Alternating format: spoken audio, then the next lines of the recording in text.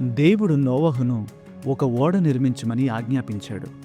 ఆ ఓడ నోవహును, అతని కుటుంబాన్ని మరియు ప్రతి జాతి జంతువులను ప్రపంచాన్ని నాశనం చేసే మహా జలప్రళయం నుండి రక్షించబోతుంది. ఎందుకు? నోవహు కాలంలోని ప్రజలు పూర్తిగా చెడిపోయి దుష్టులుగా మారిపోయారు. మానవ హృదయంలో పుట్టే ప్రతి ఆలోచన ఎప్పుడు కేవలం చెడ్డగానే ఉంటుందని బైబిల్ చెబుతోంది. నైతిక విలువలను కాలరాస్తూ మానవులు చేస్తున్న ఈ బరితెగింపు చర్యకు ఇక సహించేది లేదని దేవుడు ఒక నిర్ణయానికొచ్చాడు. ఊపిరి పీల్చుకునే ప్రతి ప్రాణిని నాశనం చేయాలని. అయితే నోవహు దేవుని దృష్టిలో కృప పొందుకున్నాడు.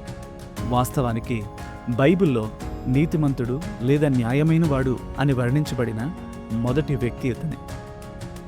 రాబోతున్న ఈ ప్రళయం నుండి నోవహును కాపాడడానికి దేవుడు అతనిని ఒక ఓడ నిర్మించమని ఆదేశించాడు.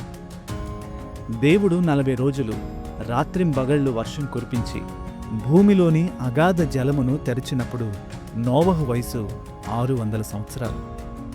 కానీ నోవహు దేవుని ఎదుట నీతి కలిగి జీవించడం వలన తాను తన కుటుంబం మహా జలప్రళయం నుండి రక్షించబడ్డారు.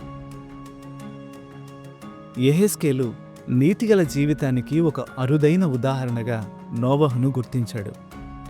హెబ్రీలకు రాసిన పత్రిక నోవహును విశ్వాసవీరుల జాబితాలో చేర్చి విధేయత, భయభక్తులతో అతడు ఓడను రూపొందించాడని అతని గురించి వివరించింది. గుర్తుంచుకోండి, దేవుడు మీరు చేయలేని అసాధ్యమనిపించే పనిని మీ భుజాన పెట్టి మిమ్మల్ని ముందుకు నెట్టేవాడు కాదు. నోవహుతో చేసినట్లుగా ఆ పనిని పూర్తి చేయడానికి మీకు అవసరమైన దాన్ని కూడా ఆయనే అందిస్తాడు. బైబిల్ ఇన్ఫ్లుయెన్సర్స్ అనే సిరీస్ మీకు ఆశీర్వాదకరంగా ఉంటే మా ఈ ప్రయత్నానికి లైక్, షేర్ అండ్ సబ్స్క్రైబ్ చేసి మమ్మల్ని ప్రోత్సహించండి. మరొక కొత్త బైబిల్ ఇన్ఫ్లుయెన్సర్తో మీ ముందుకు వస్తాం. Until then, God bless you.